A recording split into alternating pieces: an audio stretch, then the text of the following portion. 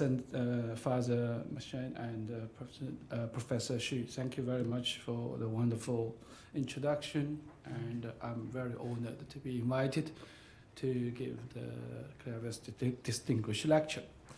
And as the father said, I'm Shanghainese, so in Shanghai we also have a Jewish university, also called the Fudan University. And to be frankly, being a Shanghainese, I've never been Fudan University until now. But I was actually, the first Fudan University I've been is actually New York. So it's actually quite remarkable. My work is in the areas now people call the big data, or sometimes also relate to the AI. I run the Data Science Institute, which I found under our present assignment 4 years ago, to be an interdisciplinary institute for the Imperial College. And today, it's my great honor to have a chance to talk about our institute, its research agenda, and its research plan, and its research philosophy. And so thank you very much for the opportunity. So first of all, let me introduce a bit Imperial College.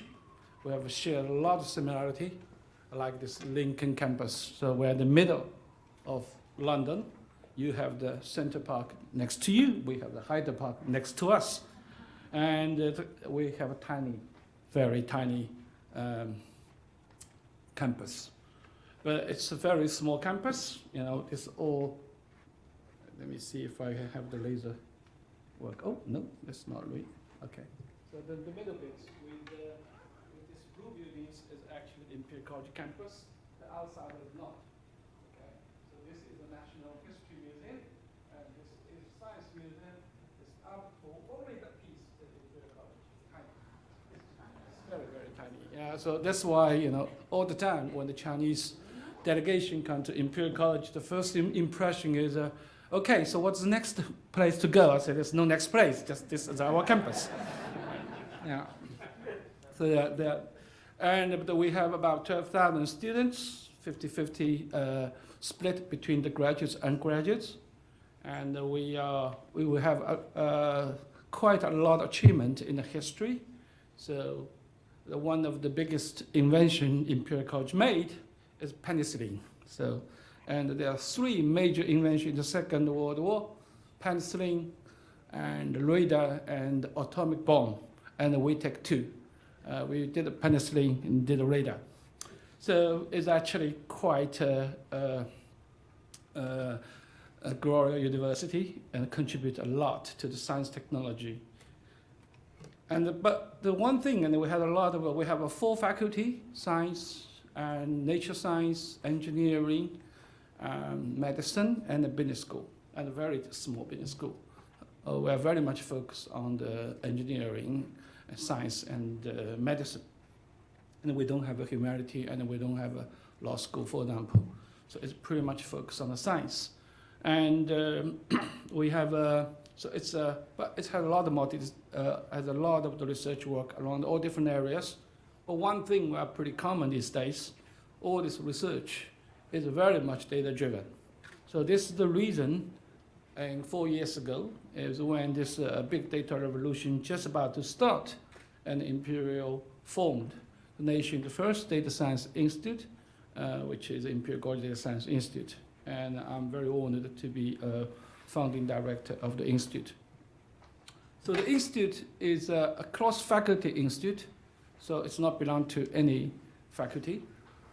But its mission and its task is to play a role of a hub to join the different data-driven research, to provide our scientists with the tools, with the platform, but the more important thing is acting as a multidisciplinary hub to organize the research activity to deal with some strategic application.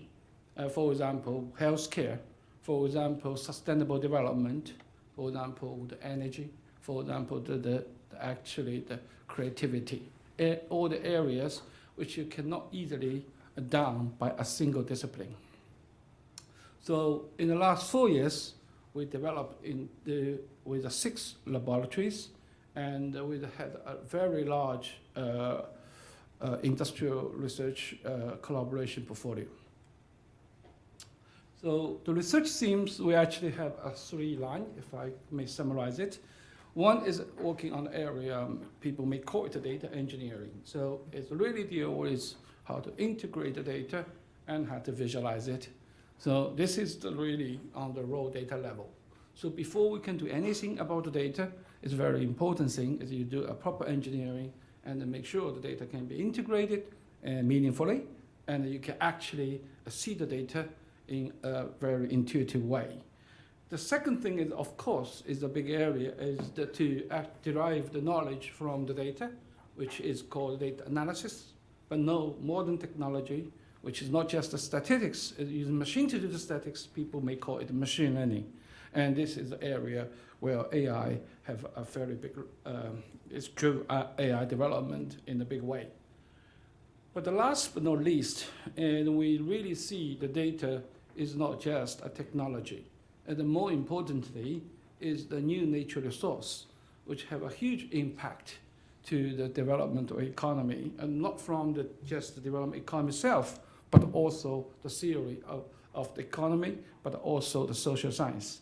So although Imperial College don't have a strong research on the social science, however, we have a quite profound research activities to actually understand the new phenomena of the data economy and try to understand the technical impact of the data science towards the society. So I will probably talk a little bit about this. So the very big strategy of our research, and Frank may said it, personally, I'm a very practical person, and I trained as a programmer. So therefore, I do everything is for problem solving. So I don't want to research on integration analysis and, for example, the big data ecosystem, in an abstract way. What I want to do is I want to put it into the context. So for the data integration, we largely focus on the life science and the medicine. The reason is today, the big drive of the life science and the medicine is so-called personal medicine, or in the United States, people usually call it precision medicine. Anything about the precision or personal is all based on understand of the patient. And understand patient means understand the data from patient. When we understand the data from patient, it's multiple modalities, not just on the level of the physiology, not just the level of the medical measurements, but also the molecular behaviors, but also lifestyle. Every single piece of the information comes from the data, but you have to integrate it. This is a very hard job. How good you can integrate it and how good this data, high quality data can be derived and determine how precise the medical treatment can be actually developed. The second area, which is a largely focused analysis, a lot of the machine learning and a lot of the AI approach we propose here. But what I want to really do is put them into the context of engineering.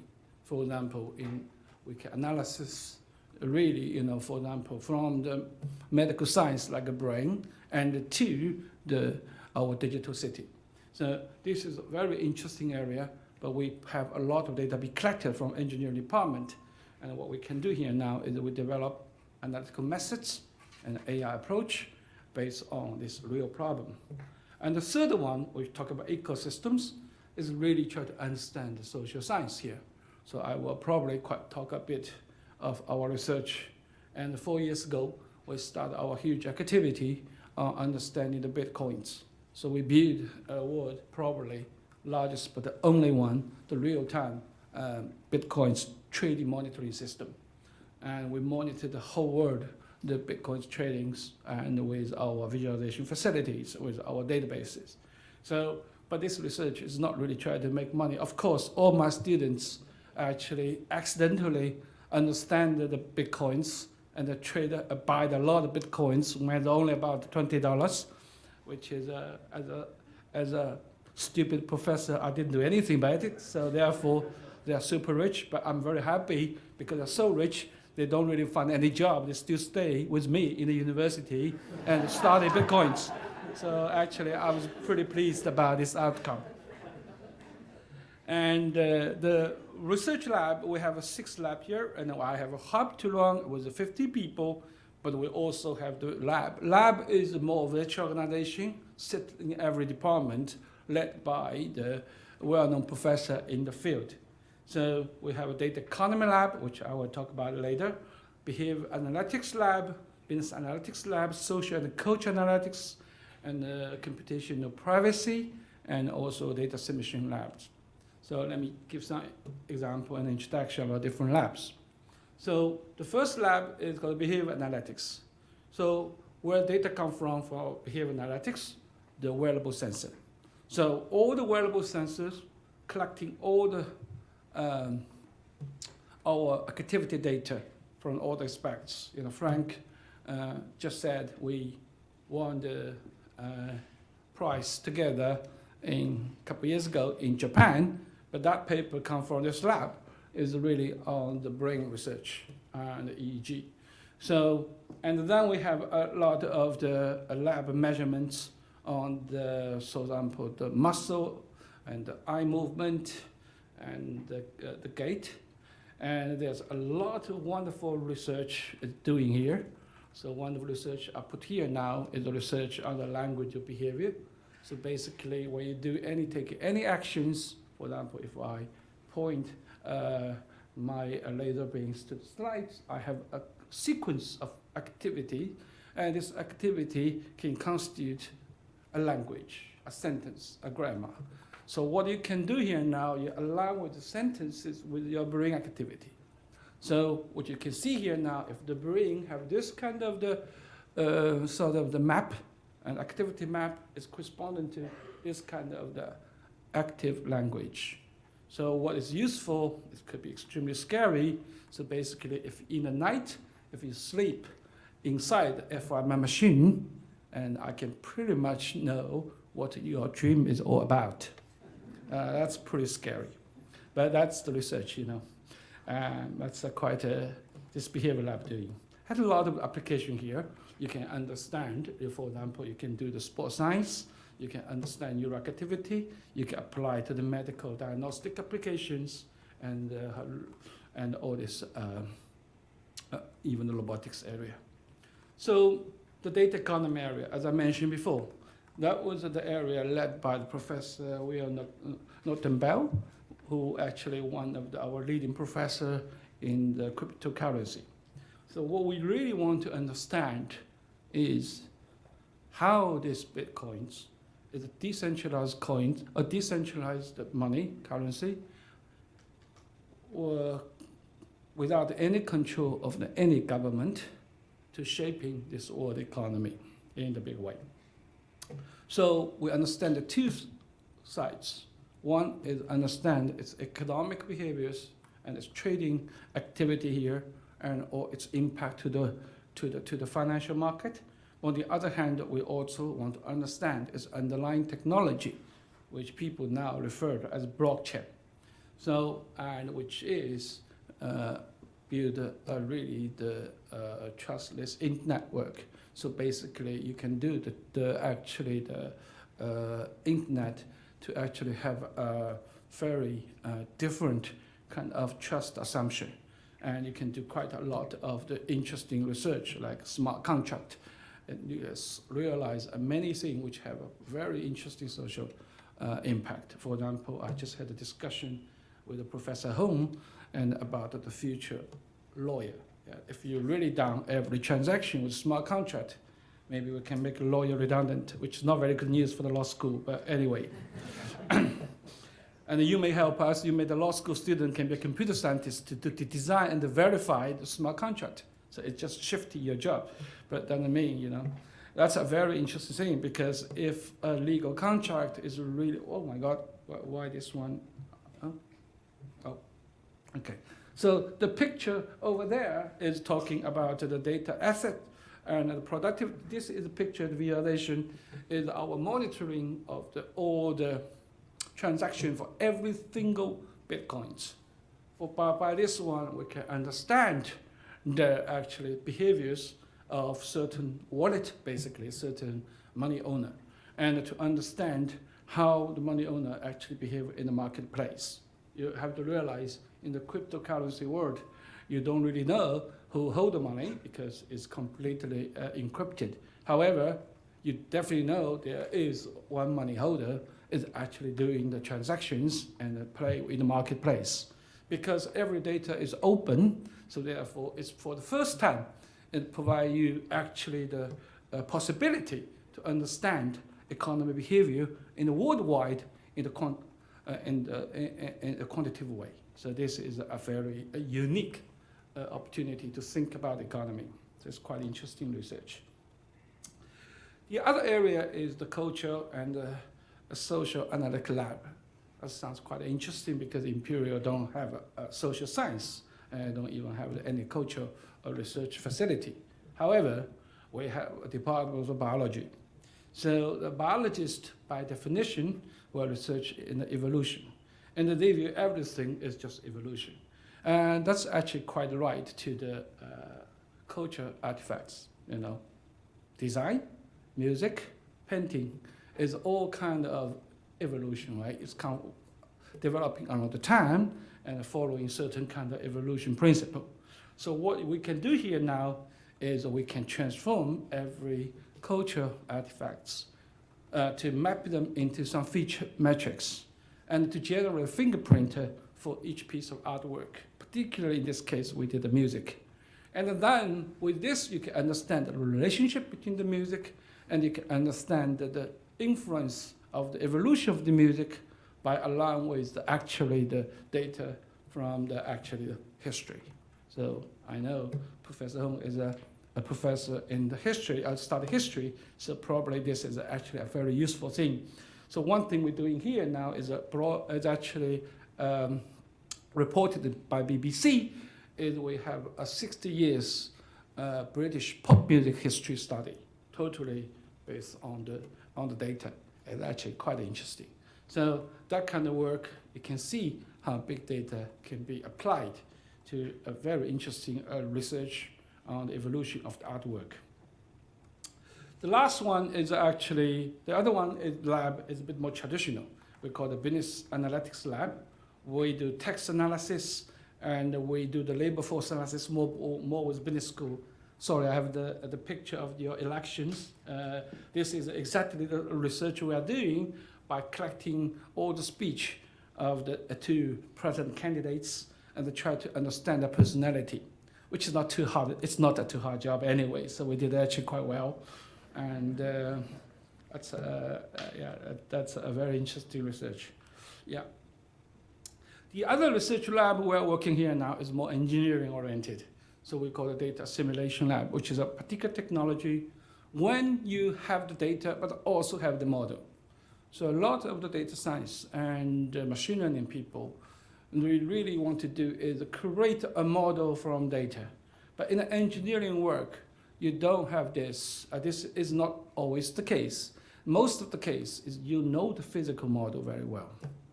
And this is coming from the engineering research. For example, if you research on the oil well, you know the reservoir model. If you try to understand your lung function and you actually know, right, the actual lung function model is a partial differential equation, you can model it. All these models reflect certain kind of physical phenomena. And then you have the measurements. The real work you will do in this case is how to use the data to actually infer this model, to understand the physical status, and then actually also to somehow improve the model. So this area I call it is model-based data analysis, is actually quite important in the engineering world. And I think it's not be well studied in the machine learning community. So we actually do a lot of work here. Right. So I will talk about a couple examples later. So, sorry. And one of the facility we built, which we are pretty proud of, is called this data observatory. When I built it, I didn't realize the impact. But after build it, I realized this is make DSI become a tourist attraction of Imperial College. So this is the 64 sort of the screen and 40 machine-based sort of the immersive visualization facility. And the purpose we built it is actually quite simple. I can confess here. The reason is because I need a lot of industry collaboration. But when you collaborate with industry, the first question people will ask is, how do I know my data? That's a pretty hard question, right? And usually this question will lead to the many discussions afterwards. If you cannot answer this question, your dialogue probably will end quickly, because I don't know your data, now let's have a coffee, goodbye. So what I was thinking here now is, okay, let's find a simple way to see your data. So, but the data is really big, talking about a company like a bank and a company like supermarket, their data terabyte level. So to view the data in the terabytes, I can generate this wow factor. So I said, look, let's build some wow factor machine. So this is what I did in the first day of Data Science Institute. And we built it all ourselves, which is quite a big engineering. Welcome to Imperial if you want to actually see this system. It's actually quite amazing. And my students is not really used for visualization. They usually use this one for watching football game, which is marvelous. You can see the two sides play the balls in this environment. It's just marvelous. But we in the daytime we definitely use it for visualization, and this work is what we did here now is with this kind of facility. We actually have a wonderful facility to actually see all the data, particularly see the interaction between different modality. So one of the area this is the real visualization I did here now is visualizing the clinical trial study for asthma. So you can see how what a group of patients when taking certain drugs and how the gene behaviors after certain drugs. And then we can understand their physiological change, but also we can visualizing the molecular pathway, the signal pathways, and how this interact at the molecular level. So that kind of thing and make a doctor very, very happy. So, and they can sit there for many hours manipulating the screen and to see in real how this molecular profile actually lively function. So, and we also build quite a lot of the software, being a software engineer, and one software we build is tensor layer. If you know anything about deep learning, you probably know there is a system called the TensorFlow offered by the Google. But if you want to program in TensorFlow by a not very experienced machine learning students or the engineer, then it's pretty difficult.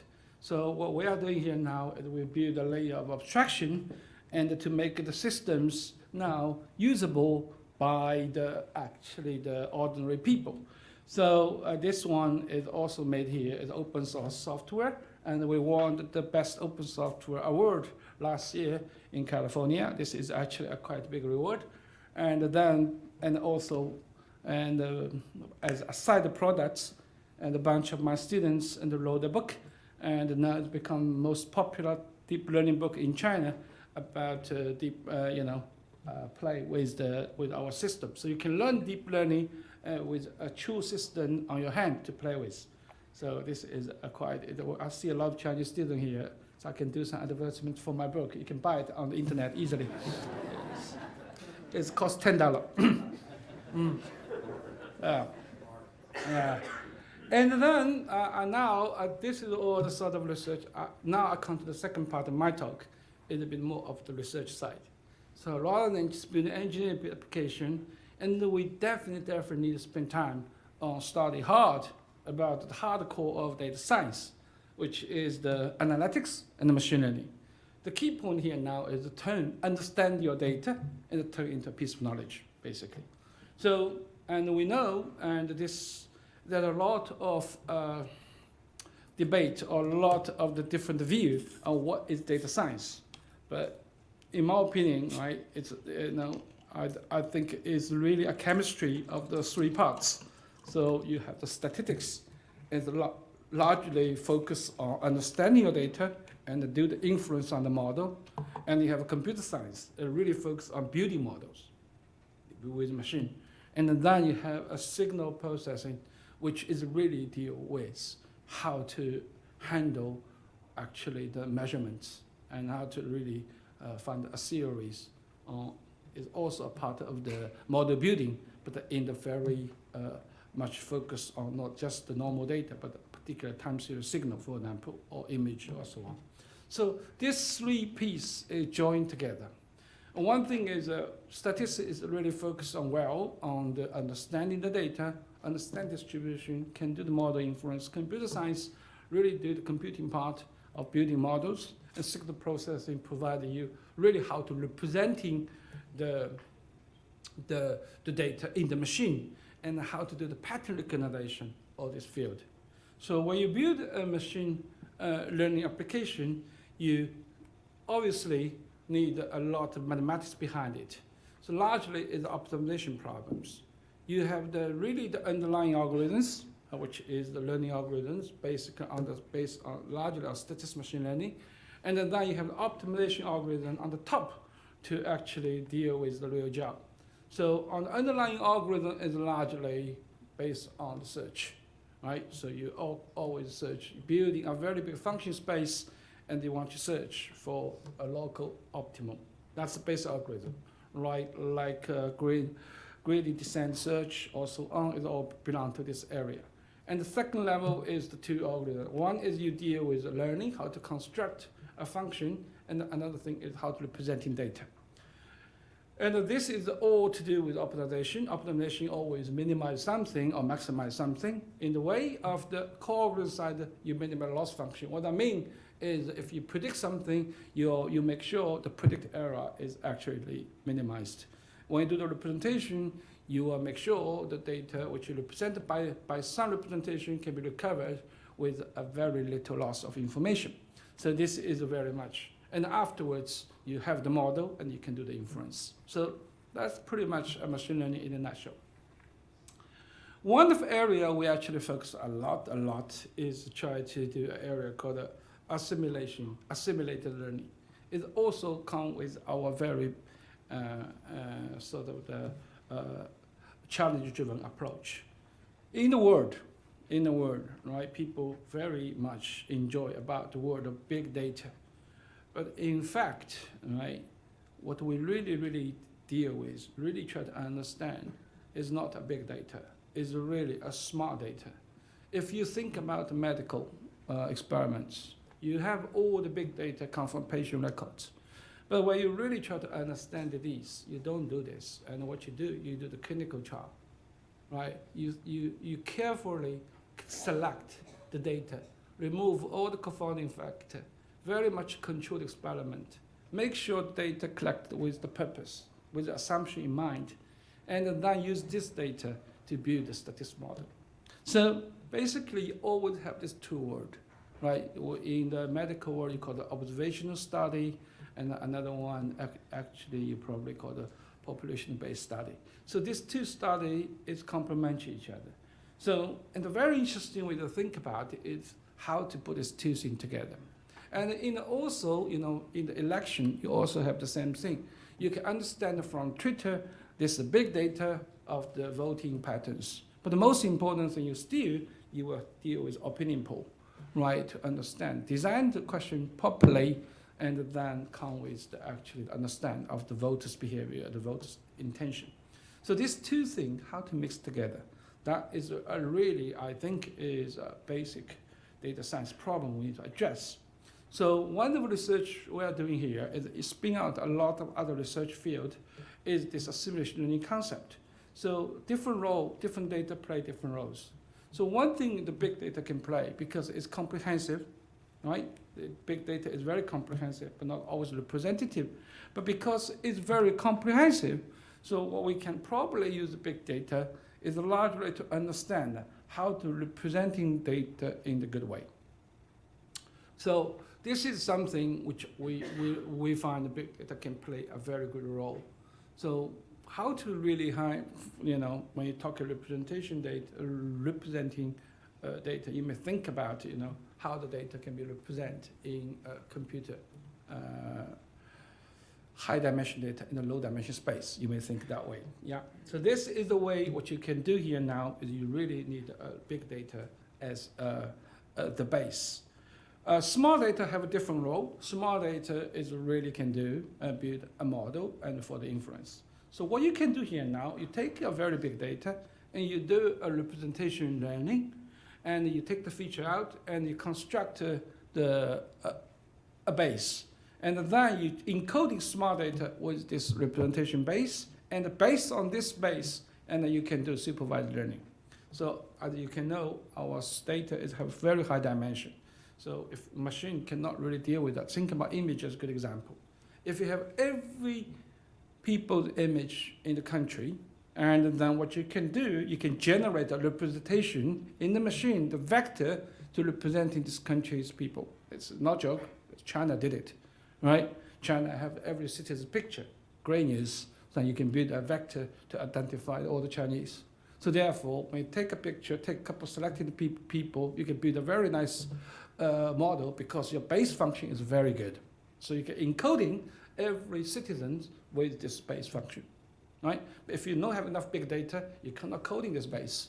You cannot find this base. That's a very simple example. That's why dinner time, Professor Hong was talking about China doing extremely well on the facial recognition. Obviously, you can, because why? Every single citizen in the picture is now being used for learning. So therefore, you absolutely have a very good representation. And then you have any smart data in, you can encode it with the vector.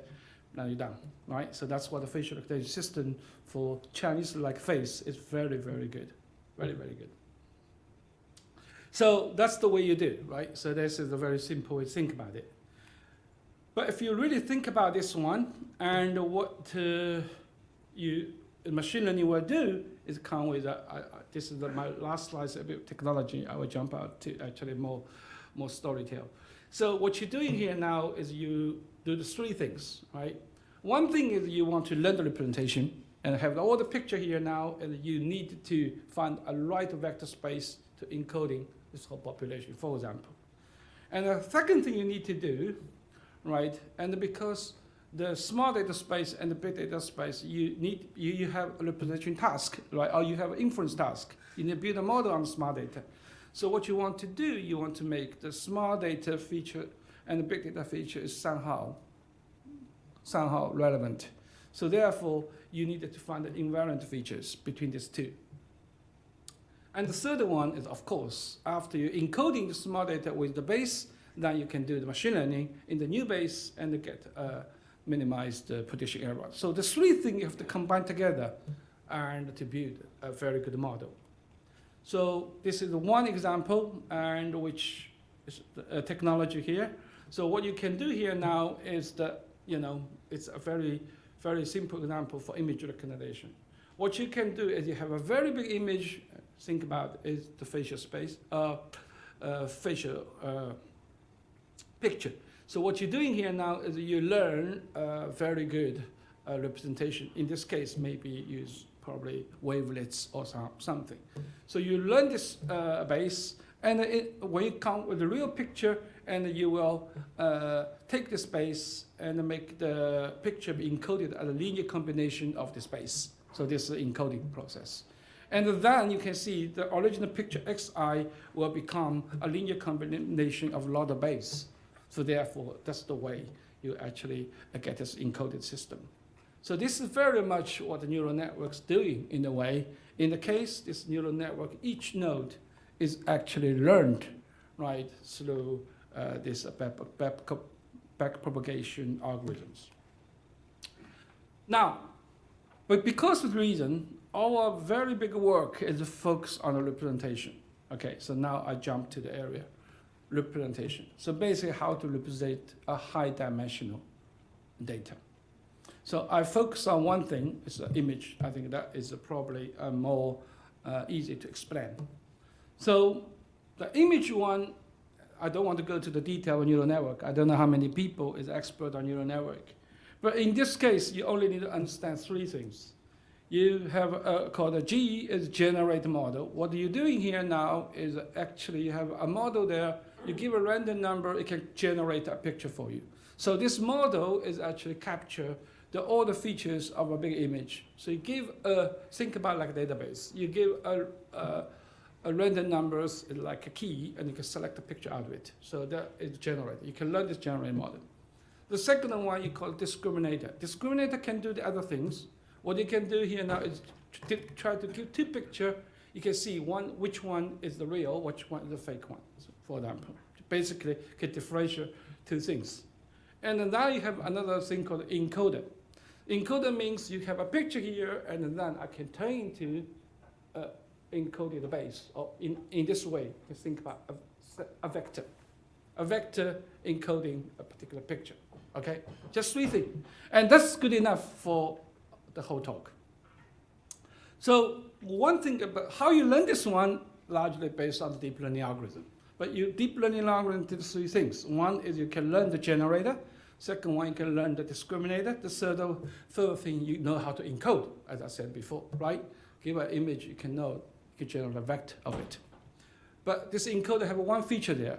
You know, you can give a picture, you can encode it. The right encoder means you can decode it to recover the picture.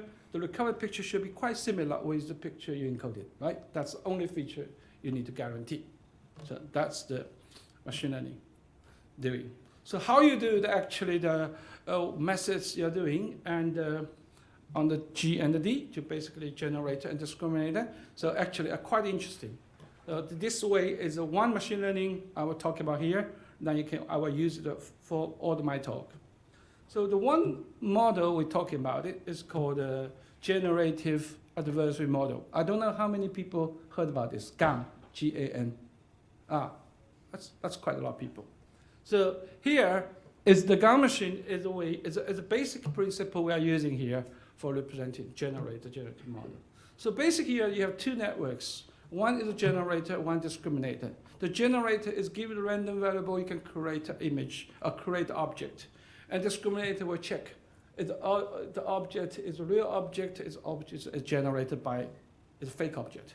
So that's two things. So what you can do in the GAN, and you can put these two things together, let them play the games. So the generator, how you train, the generator keep working on, try to somehow cheat the discriminator, generate a picture as much as possible like the real image. And discriminator try very hard to detect the difference. Okay, so you keep going. So therefore, is the minimax optimization problems until the model keep training, until the discriminator found it pretty hard to differentiate both. Then means you had a very nice generator because the picture is very much like a real. Okay, so this is the neural network doing to generate this, build this generator function. So with this in mind, we can do a lot of the application with DGE. Right? The first thing we can do is we can actually do the basic thing, like we can transfer class. So we can transfer female to a male, and just change keep the most of the feature, just change the looking. So one thing you can do here now is first of all, the first part, you learn the shared feature by using this GAN model, DG, right? You let them try, let them compete each other, so therefore you have a G trend, so you can generate male and the female. The second one, you use generated email to generate the encoder. So basically, I give a picture, a male, I can generate a vector, represent this male. If female, I can present a female. And then the last bit, what I do is I give this encoder. Okay, so this encoder, remember the encoder is a vector. I give the class value as a male, and you create a Z in the bottom, which, sorry, I touched the wrong screen. Can I get my screen back? Your here is okay, but my here is gone. Laptop. Anybody help me? Return, all right, return, no? Exit. No, I don't know what to do now. I should not touch the screen because my machine is touch exit screen. No, I don't like exit. Anybody help me? Sorry about that. All right. Okay. So far so good. Okay. Good. So you want to hear now. This one I give the mail. I select the class mail, and then now you use the encoder to generate this random vector, and this vector generator it will generate a male. However, I control this class value as a female, so therefore these two combined together give the generator will create a close-looking female, but actually have a lot of male feature. That is the way you generate this picture. So therefore you have a female and a male, all the shape like a male, only the looking is changed from the to gender. So why this is useful? So we can use it for a very interesting application. So one of the applications I use here is the signal. So this is a research we're doing here now for synchronized eye movement and actually the EEG, the brainwave. If you want to understand, of course we have a device here, right? We want to move the eye movement. At the same time, we actually measure actually the EEG. It's very, very difficult to actually synchronize these two signals. They come from different machines.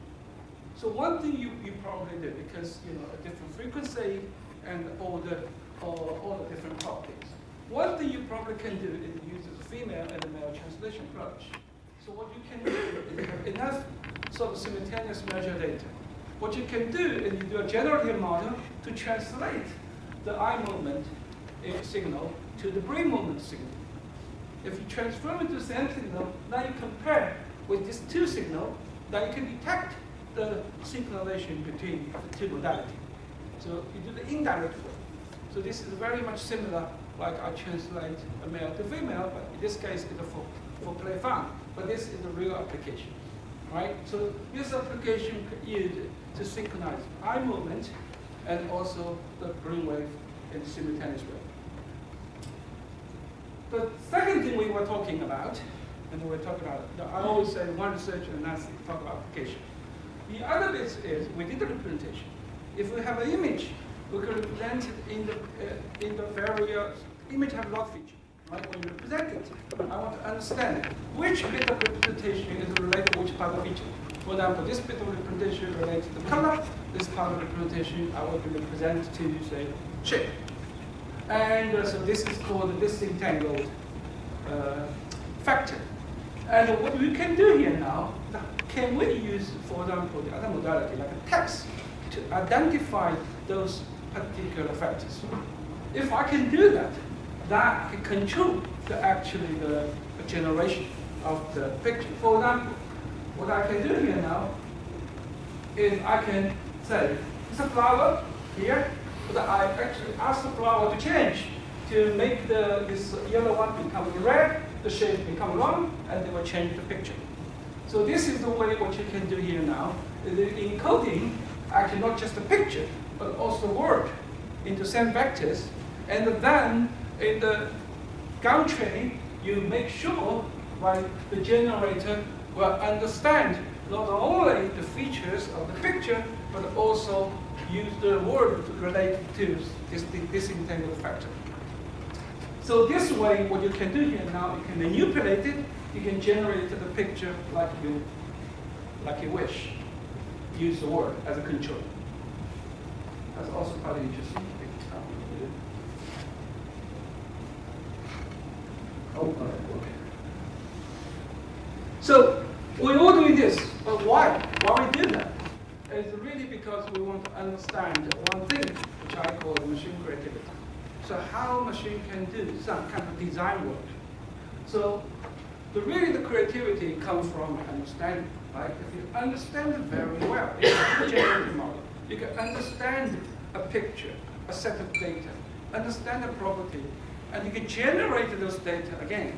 So this will give you the basic means to thinking about computational creativity. So the problem we all know, we have two models. One is discriminated model. So basically, give you a flower, you can make a classification. You say it's a flower or it's not flower. The other way, the generative model, I give you the feature here, and you can quickly generate a picture for you. So there's a two way, right? So one is you can call decoding, one is encoding. Right? You can think about this way too.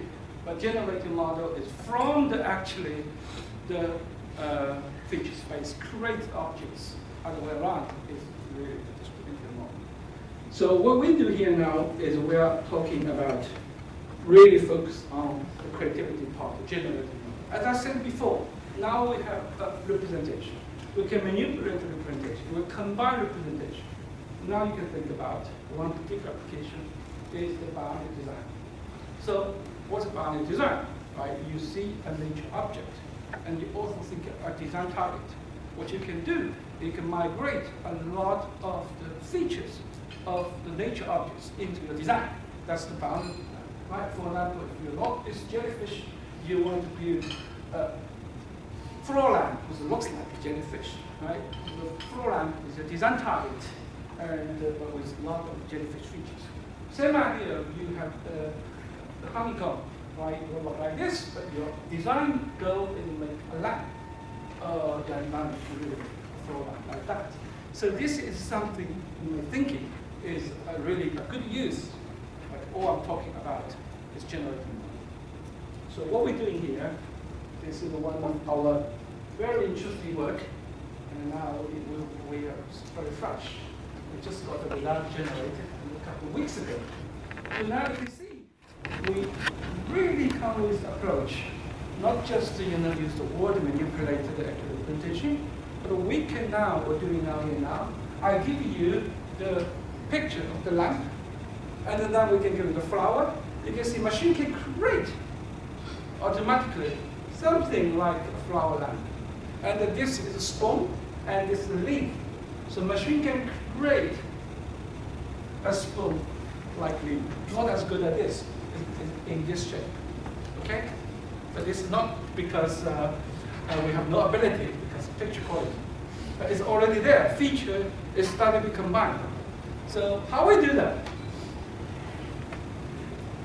A little bit, sorry.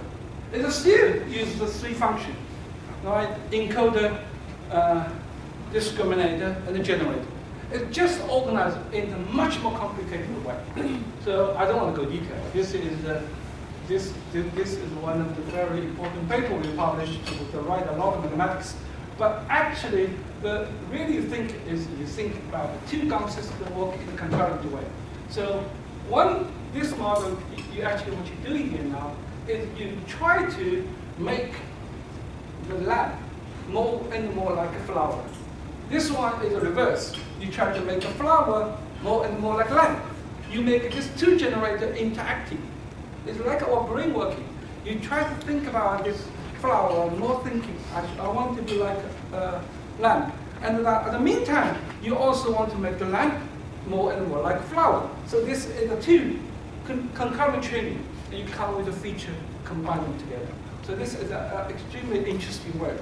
So you can think about is two GAN work together with some encoder as information media. So that's a very interesting work, right? But not enough.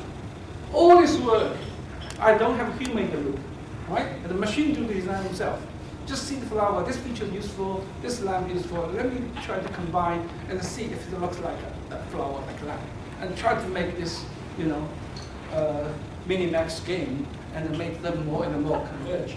However, now interesting is how to put this designer into the process. How let the machine communicate with human? That is a bit crazy. But one of my students actually inspired by a lot of neuroscience study and come with a very interesting design. So this design actually now conducted together with Zhejiang University in China is what we're doing here now is we let designer work. And we let designer to see the fish. Right? And then what happened here now is we recording the brain activity of the designer. The interesting thing happening here, because you're recording the brain maps, it's actually quite straightforward. This is not our work. People did a lot of the work to actually learn a decoder of your brain, right? So basically, we have the image net, right? With so many images. I just do the test. I let the guys to see all the images and then recording all this brain activity and makes two input and output function, and you can learn the function out. So it's a neural network to understand how the brain map to actually the feature of the picture which actually stimulating. Right? That's easy to do. After you did it, you can take this vector as an input of decoder systems to recover this picture. But this picture is constrained by two things: by this Go machine here, by this generator, which actually take. So that this designer not only thinking about, he will draw a picture of the lamp. This will come in to constrain this picture always like a lamp, because this is capture the intention of the designer. You just draw, I want to do a lamp. Draw a line. So this experiment come out, which actually use human as a filter, or for all the features irrelevant to the design target, which is a lamp. To filter all these things, only take the information related to his design level to create his brain imagination.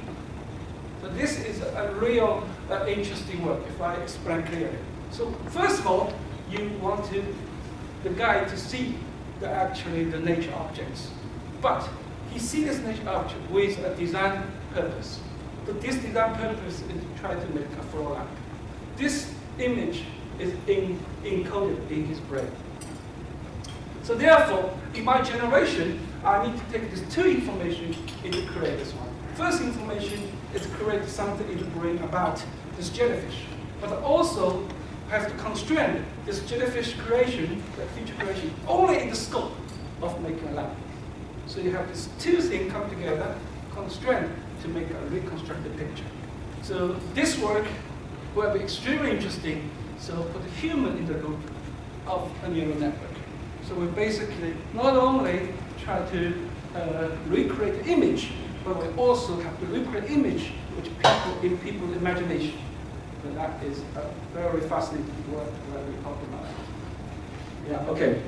I think, how many minutes I got? No minutes. 2 minutes. Okay, that's a challenge. Right, so I saw that this all sort of fancy thing about the design of the image play, but the second part, I'm talking a bit more boring stuff, is more about for engineering. And so this is an engineering machine play a really big role. So what is actually the machine learning? You know, if we think in simple terms. Machine learning is actually quite easy to explain when you really write down a very simple mathematics. So y equal to fx of hx. So h is the function, right? When you know h, usually when you do the evaluation, calculation, we know the function, we know the input. We just compute the y, it's deterministic, right? And then that is simple, right? We do all the time. Now we have a little bit complicated problem here. Sometimes we know the h is a system. Also we can observe the system behavior. What we want to find out is the status of the system. So we know y, we know h. They want to infer x. That's largely an inverse problem, or system identification problem. See, signal processing. That is the one, okay? So that's the one area. The third area is I only know x, I only know y. I know nothing about function. So this is a machine learning problem. So you want to find this x, right? So all the problem is come to this minimization of the loss function. So this means if you understand the status, the state map the f close to the y. This means if you find a function, this function can map f into y. This w is just a parameter of the function. That in neural networks is just a weight. Right? So that is a very simple way to explain in the machine learning. But in engineering, what is slightly different is you usually know the system function. Right? This is a system function. It could be partial differential equation, it could be ordinary differential equation. It doesn't matter. You know how the x change t in the system. Right? So therefore, when you're thinking about the data assimilation problem in engineering a lot, is you do the observation, and you want to infer states, but you roughly know the state function. So for example, if you measure your temperature, that's the observation. But you know your state function, for example, your lung function, which you have an equation here. So what you infer your lung status, and you hear the actual sound, and then you take the temperature, this evaluation, and you reverse to understand how your state is, this function X. So this is really actually the assimilation function. So what we're doing here now in the machine learning is, in fact, we do the two things. One is we kind of discretize or find the opposite model. Sometimes this function is very hard to actually find. So what you can do here now is you put machine learning into the function and to generate a simple version of the system function and put it into the equation, so therefore you can actually find the solution. So this is the simulation with machine learning here. So as a very simple example, a pretty complicated fluid dynamics equation here. So we can discretize it, and we can generate a simplified function which is written like this. And then this function is so hard to solve. What you can do here now is just build a neural network to approximate it. That's the work you did, right? That's a very simple. And you do a neural network. So it's a recurrent neural networks which actually approximate the function which I just written out here. And we did this is what we use a lot in the oil and gas industry and in the pollution estimation and the prediction in the many fields. And we really find, it's a very fast algorithm. So this is a compare with a numerical simulation, which takes 2 weeks, and down with neural networks, we only done with a couple of seconds. And it's pretty similar accuracy. So that's the work. The second thing we do in the engineering, what we're doing here now, is we actually do the error correction. So since you do the observation, you always introduce a lot of error. So what you're doing here now is you use observation to actually backwards to correct the error using the data simulation technology. But when you do a lot of the collection, you're recording this correct error, and then you learn a function to compensate all these approximation errors, and you generate this G to compose this origin F. So therefore, in this case, when you go by your another neural networks will learn how you're making the mistake, and then correct the function and then make the more become accurate. So this is the two area we're doing a lot in the engineering side. So we know the model, we do the assimilation to collect the error correction information, we use neural networks to approximate the simplified models called the reduced order model, and then we put them together, we build a complete learning-based algorithm which can speed up a lot of numerical simulation. So I don't want to go too much detail on that. So I can conclude. So our data science institute is really focused on the multi-disciplinary application. Right? A lot of the work we're doing is a merge between statistics, machine learning, and also signal processing. The interaction between those components is actually quite interesting and actually can result in a lot of innovation. But the very important thing is two other examples is machine creativity study.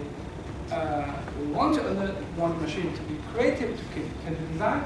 This is really spinning up a lot of our research work on the representation learning. And in the cemetery learning field, we did a lot of work for actually try to use the big data and small data together. In the engineering case, we actually compare with big data, with observation, with measurements, with actually no data, which is the physical model combined together. So, and our work is really focused on building this unity of all the fields together. And the last one is just advancement this year, and the biggest data science conference, KDD 2018 in London. I really hope if you like, it's too late now because the paper submission is finished. I don't know anybody submitted paper or not for this conference. Nobody. Oh, sorry about it. But you can still come. It's 3,500 people, so you should really enjoy the club. Yeah, thank you very much.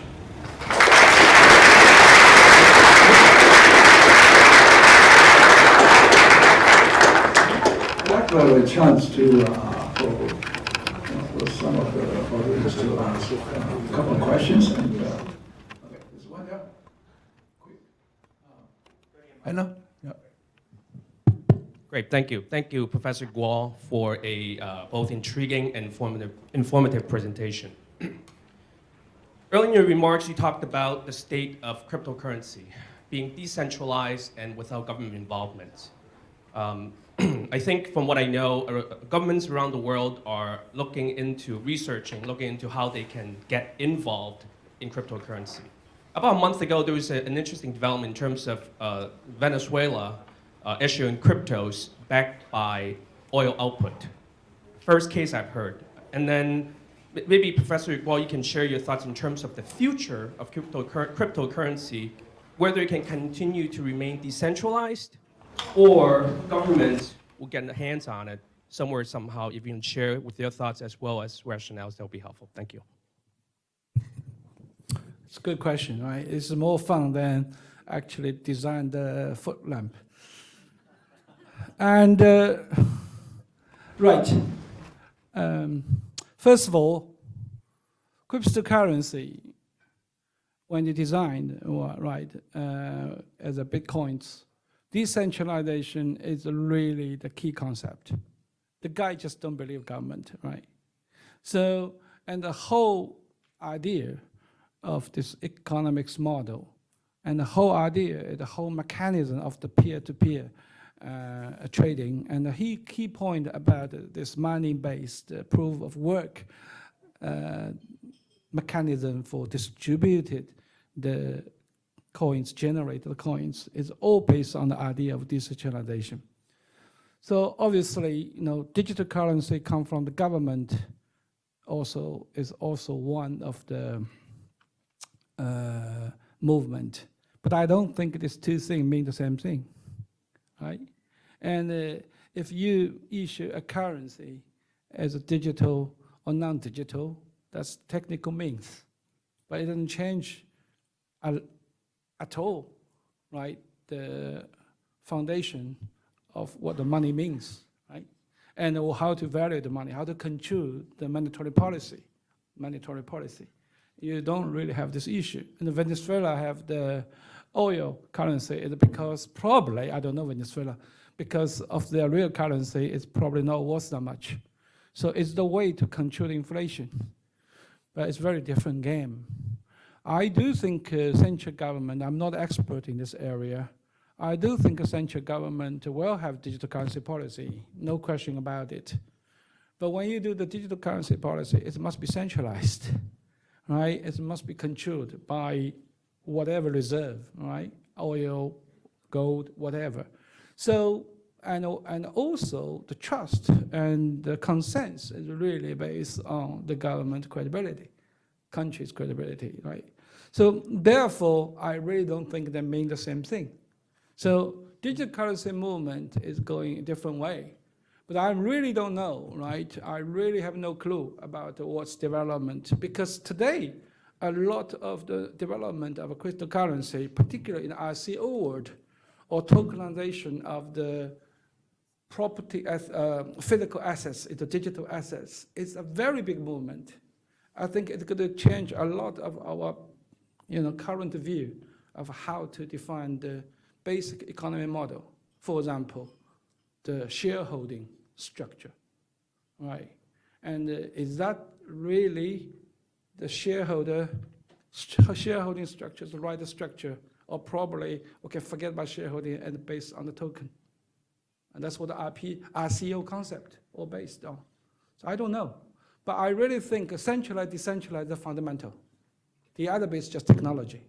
So I use the blockchain technology to implement something which is centralized. It's a different thing. For example, you don't really need any consensus algorithm if you do centralized things, right? You don't need mining. Why you need it? You don't need the proof of work. Why you need it? So it's a quite different game. I don't know if I answer your question or not. I think this different trend of development. Thank you so much for the great talk. It's funny and very much like a sense of humor. So you talk about data integration, but if you look at the data, I mean, they may have like different types, right? Different structures, so there are like a lot of mismatches. So how do you do like to deal with those mismatches, and what type of data management system you use to deal with like a huge data, not big data, it's a huge data. Right, thank you. Yeah, data integration is really the subject I really don't want to talk too much because it's really, the problem is all the data integration work is so vitally important in the data science. However, you cannot generate a paper out of it, right? So therefore, you spend about 3 years to do a data integration, you cannot produce a single paper out of it. And if you put a paper in it, your name will be in the middle of 20 authors, and if you're lucky. So, and this is reflecting the very much engineering sort of the aspects of this work. But I agree with you entirely, data integration is an extremely hard job. And it's not only that, right? And, because there are no general principle, to be honest, no general principle. So you cannot really have a science of integration. It doesn't work that way. So, and you have a very rigid model of data warehouse as we're familiar with, but it doesn't work at all when you come to the world of a very dynamic like a medical study. Because you don't really know what question doctor will answer, no matter how wonderful your model is. If the doctor answers a very funny question and your machine just cannot deal with it, in your different data model you built, right, will take, for example, sometimes we take about 2 hours to answer a doctor question. It's not my model is bad, it's because the question is so odd, right? So that is the challenge, right? You cannot expect it. It's not like supermarket. You know what question you will answer. You generate a report, right? Every month the same report to your boss. But in a medical doctor sense, is you don't. So it's a very hard job. I don't know how to do it. But all the engineering work we are doing now is that basically you come from the very structured integration like a warehouse to a very loose integration and use the language like MongoDB or so on to code it. So we go to now the code away, so make them more flexible to use. But on the other hand, it means our people will worth a lot of money because we have to be, but also we cannot really produce a lot of papers. That's a balance you have to do. So data scientist, in the way of data engineer, is a very, very expensive job. But on the other hand, you put them in a university, it's pretty sad because they cannot really get promoted. There's no paper be generated. So it's actually, I don't know how to answer your question. It's not a research, right? But I don't know how to deal with it. Okay, let's send Nicole again and let's continue the discussion. Thank you very much. I think you can be quick, but the food is gone. Thank you so much. Great talk.